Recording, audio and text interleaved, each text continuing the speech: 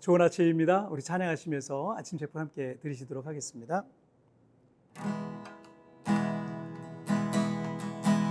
내게로부터 눈을 들어 주를 보기 시작할 때 주의 길을 보겠네.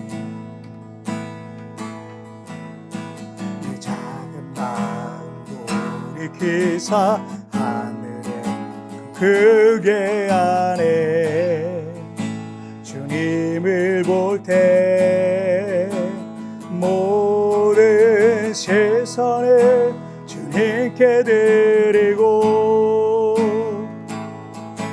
살아계신 하나님을 느낄 때 내 삶은 주의 역사가 되고 하나님이 일하기 시작하네.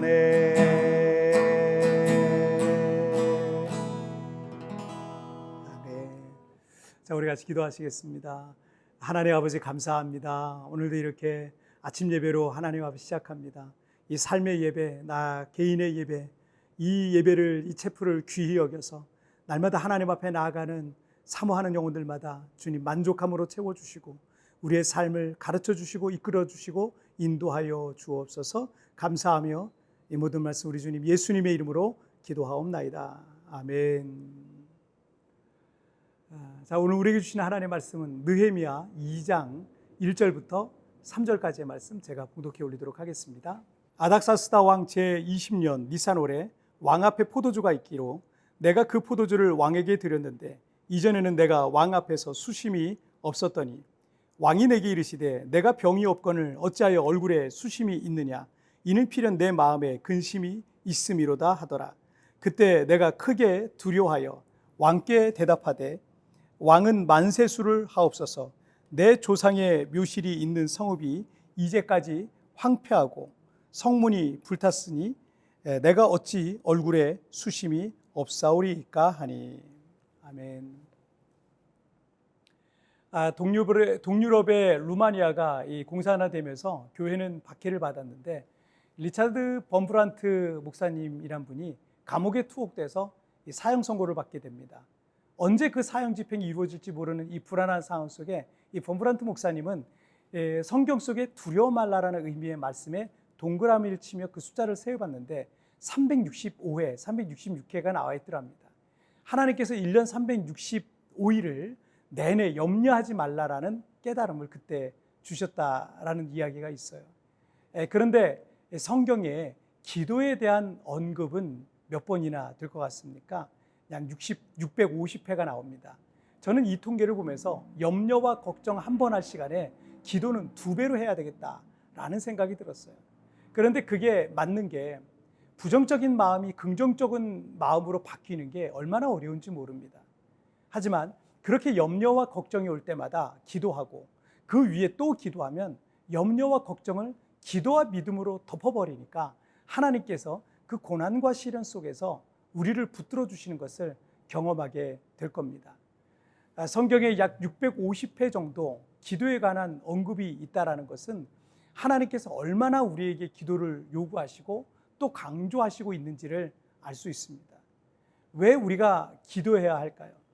그 이유에 대해서 오늘 본문을 통해서 우리에게 주시는 이 교훈의 말씀을 살펴보시도록 하겠습니다. 첫째, 기도의 양을 채워라.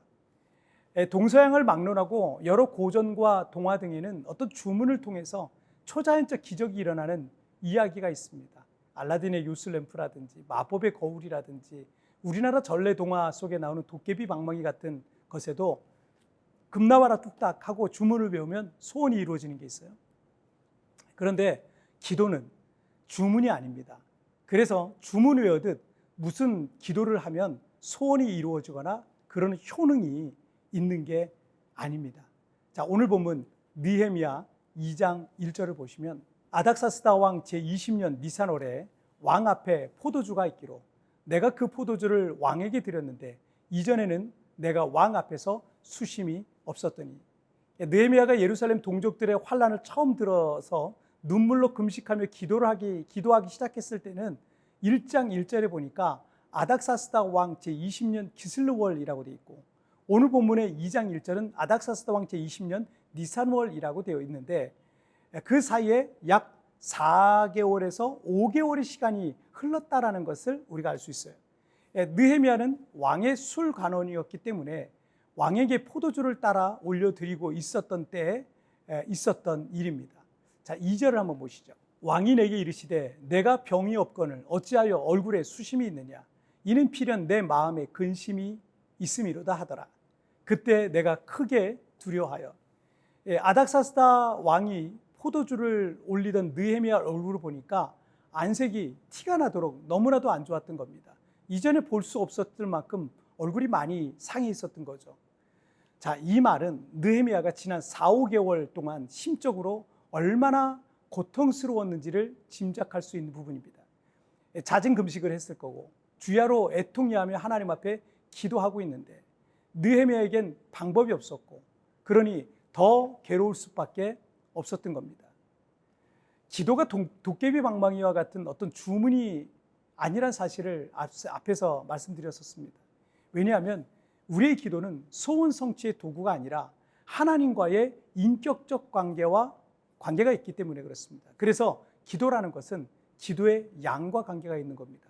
사람과 사람의 관계도 시간과 양에 따라서 그 관계의 깊이가 깊어지기도 하고 더 친밀해지기도 합니다.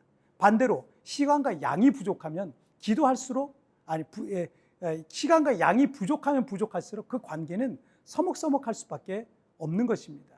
물론 때로 어떤 경우는 긴급하게 응답돼야 할 것도 있고, 많은 기도를 할 수 있는 시간 자체가 없는 긴박한 상황의 경우도 있습니다. 그런 특별한 상황과는 별개로 기도의 양이 중요한 것은 결국 우리와 하나님과의 인격적 관계가 있는 겁니다. 저는 교회를 개척해서 우리 성도들을 양육하는 데 있어서 가장 중요하게 여기는 것 중에 하나가 기도라는 것을 제가 직접 보고 느끼면서 목회를 하고 있어요. 우리 교회는 개척 이후에 10년간 새벽 기도를 하다가 요즘은 여기 상황에 맞게 아침 기도회를 하고 있습니다. 이것은 교육도시답게 이 조기 유학 온 학생들과 엄마들이 많이 있기 때문에 한국은 아침 9시까지 등교하지만 이것은 보통 아침 7시 30분까지 등교해야 되고 점심 도시락도 싸줘야 되고 대부분 차로 학교까지 데려다 줘야 합니다. 그러니 우리 집사님들이 새벽 기도를 하면 오래 기도에 집중할 수가 없는 거예요. 빨리 집에 가서 애들 깨워서 씻기고 밥 먹이고 도시락 싸서 아침 7시 30분까지는 학교 정문에 내려줘야 수업을 할 수 있어요. 그래서 새벽 기도가 이것 실정에 맞지 않는 것 같고 성도 한 사람이라도 더 기도하길 바라는 마음으로 오전 8시에 하는 아침 기도회로 바꿨는데 성도들이 더 많이 나오시고요. 하루의 일과를 시작할 때 기도하고 시작하니까 훨씬 더 좋습니다. 무엇보다 기도하지 않던 분들이 기도를 시작하고 그렇게 6개월, 1년을 기도해 나오면서 영적으로 또 인격적으로 더 성숙해지는 모습을 제가 직접 보고 있어요. 왜냐하면 기도는 서원 성취의 도구가 아니라 하나님을 만나는 시간이고 하나님 앞에 영적으로 양육받는 시간이 되기도 하는 겁니다. 그러다 보니까 기도의 양이라는 것이 얼마나 중요한지 느끼고 있는 겁니다. 그래서 제가 우리 리더들한테도 목원들, 돌보는 소그룹 리더들한테 목원들을